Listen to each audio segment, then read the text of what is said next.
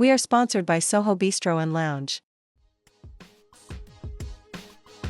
Good morning, listeners, and welcome back to another episode of Talk About It with Sam, where we discuss today's current events, life, health, wealth, and lifestyle.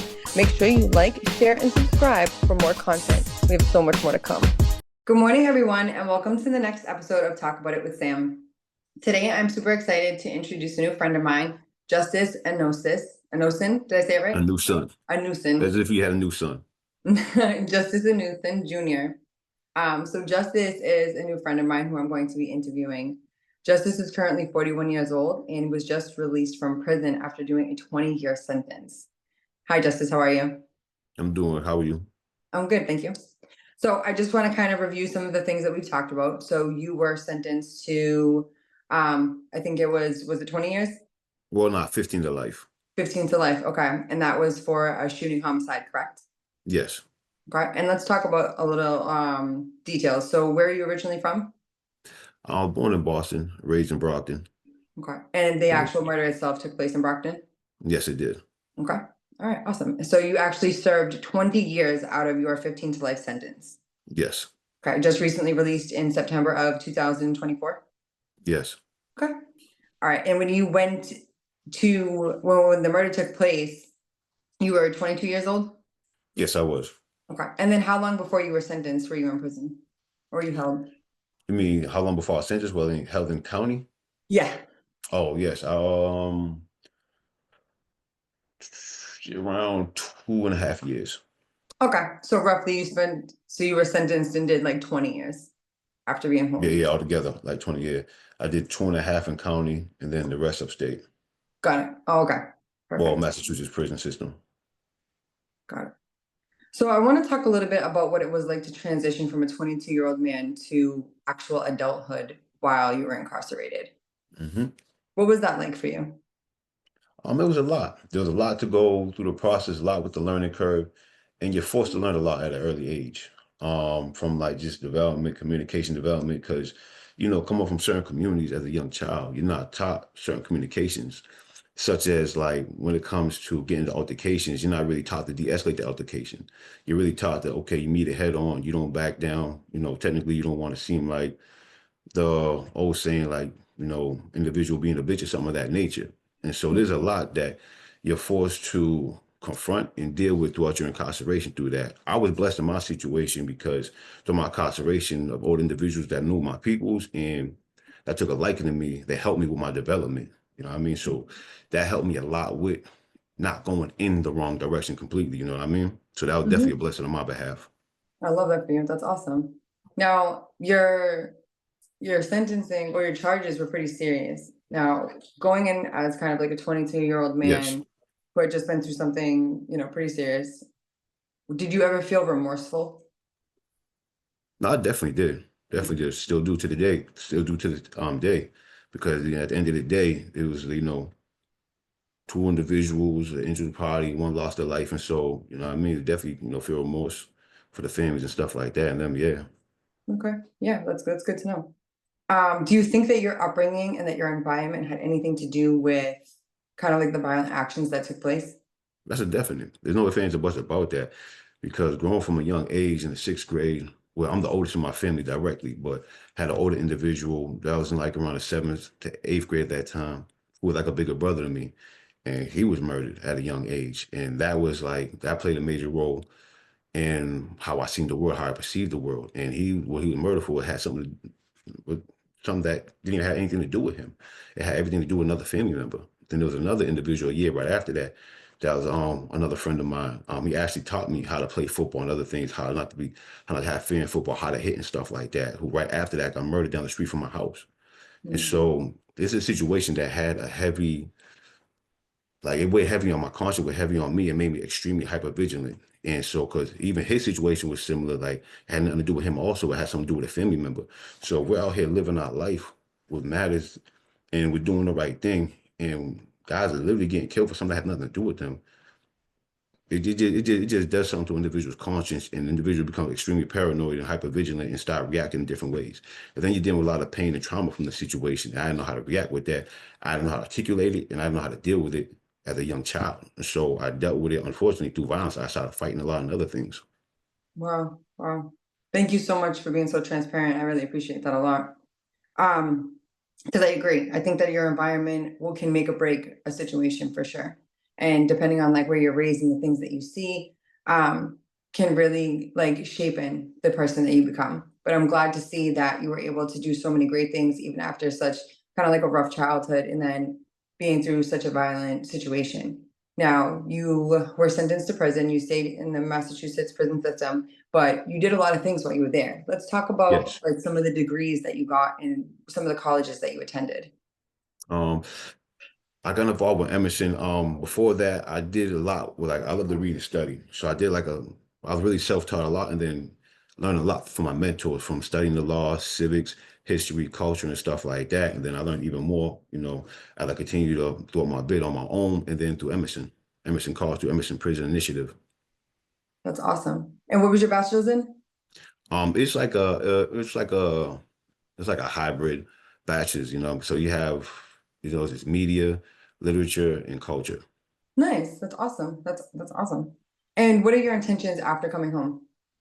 My intention after coming home is I'm still working on getting myself situated, things like that, but it's also continuing to work and do the work I was doing in there with helping to rebuild communities and stuff like that. And my goal is to do the best that I can to set up programs, stuff like that, to prevent the young kids from going in there, to prevent them going through what we went through, prevent more lives being lost, and to prevent individuals from losing their life to the system.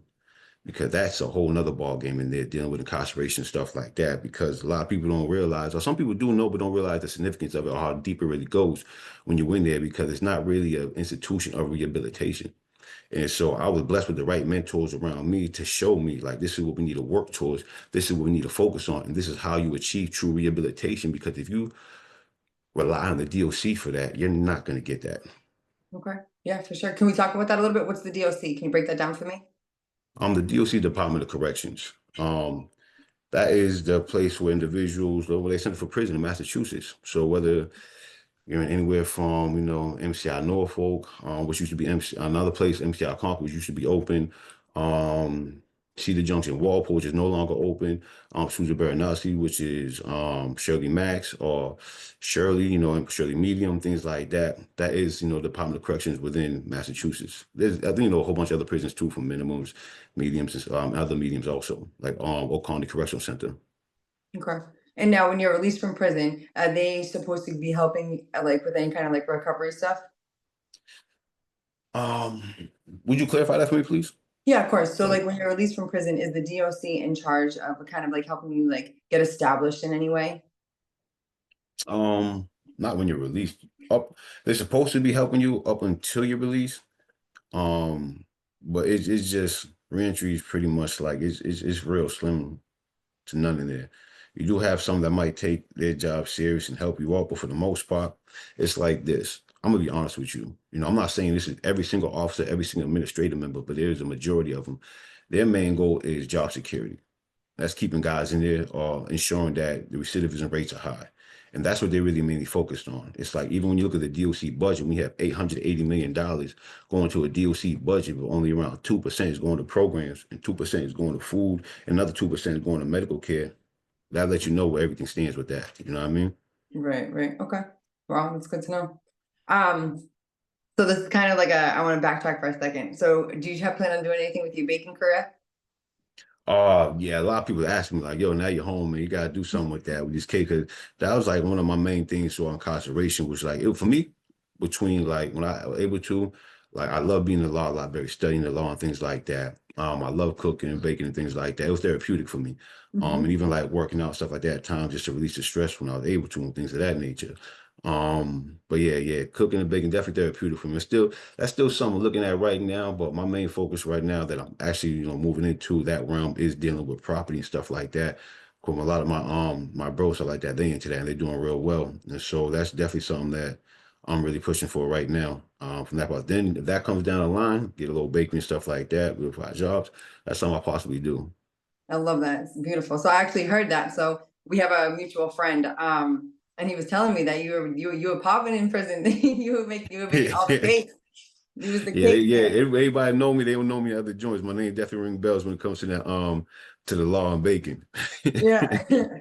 I love that for you. That's awesome. Yeah, Well, yeah. congratulations on your release, and I hope that it goes well. No, thank you. I truly appreciate it. Like I said, we here if anything, you may need or whatever help on it any way, shape, or form. Me, bro, Kevin, everybody, brothers is here. You know what I mean? I appreciate that very much. I want to ask you one more question that I almost forgot. When you were released, what were you released under as far as terms go? Like, were you released under parole or? I was released on the parole. Okay. Is that for Yeah. life? Presently right now it is. Okay. So what does that look like for you? Me, it's a lot, I mean, from the restriction and stuff like that. Not being able to travel like that at the moment. The 10 o'clock curfew, which is like being a grown man, just having a normal life, is like you really can't do it. Even right now, as I'm continuing school, and it's like you got the craziness with certain, the construction and stuff like that on the MBTA, and it's just like it literally took me like 2 hours to get this class the other day. For my night classes that ending at 7:30, 8:30, I got a curfew. There's a good chance I could miss curfew coming back just by doing the right thing, and who knows where I'll end up. And so it is very restrictive to that in nature for a lot of things, even trying to get things accomplished from having like family out of state. But it's like I really can't travel out there to see family and other things. And so it definitely is a lot. But at the end of the day, I understand, things could be worse. You know what I Right. mean? So it's just what it is. Yeah. Well, keep your head up, and it's all really new. So I'm sure that it's going to go fine. I think it's going to take like a lot of adjusting. Oh no, it definitely is. Definitely is. Just on my part, just making sure, I do things correctly within the lines, within, parole, every step of the way. And just making sure I stay focused. You know what I mean? Not allow myself to be sidetracked. I got bigger goals, what I want to do. And too many times I realized I've come home, like one thing I realized before, and then one of my bro's wife told me, and she was like, yo, at the end of the day, you have to realize you've been gone for 20 years. All these people you thought you knew, they ain't the same. They're completely different people. Even you may have been talking to them over the years, all this time over the phone. But when you get home, she was like, be careful. Yeah. Because these people are completely different. You don't know them anymore. And that was like one of the really pieces of advice that she gave me, because just seeing it coming home. And it's like a lot of times, I'm not saying that's everybody, but some people just continue to look to exploit certain individuals for their own personal gain. And so a lot of times it's just not allowing myself to get caught up in that and stepping back and focusing on me. Because everybody want to look at me as being the person to solve their problem. And it's like, hold up, I got to solve my problem first. It's readjusting, coming home, get myself right, building my foundation, and making sure I continue with my business and get that going and get that up Absolutely. off the ground. And so it just, you know what I mean? Just staying focused. I got my goal, know it is. I got great opportunities. I just got to, do the 1, 2, and make sure I follow through with them. That's it. Absolutely. Wow, that was great. Well, congratulations on coming home. Thank you. I appreciate it. Yeah. Congratulations on your whole movement. Hopefully everything continues to go well.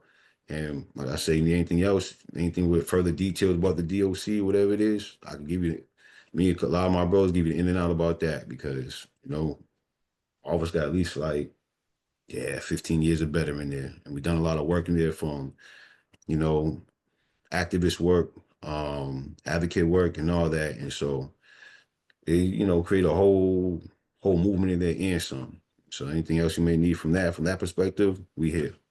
Absolutely. I appreciate that a lot. My goal right now is to kind of let you settle in a little bit, and then I'm gonna circle back, and we're gonna have All another right. podcast. Okay. All right. All right. Take care. Thank you. I appreciate everything, and best of wishes. You too. Thank you so much. You're welcome. Yeah. All right. Have a good day. You too.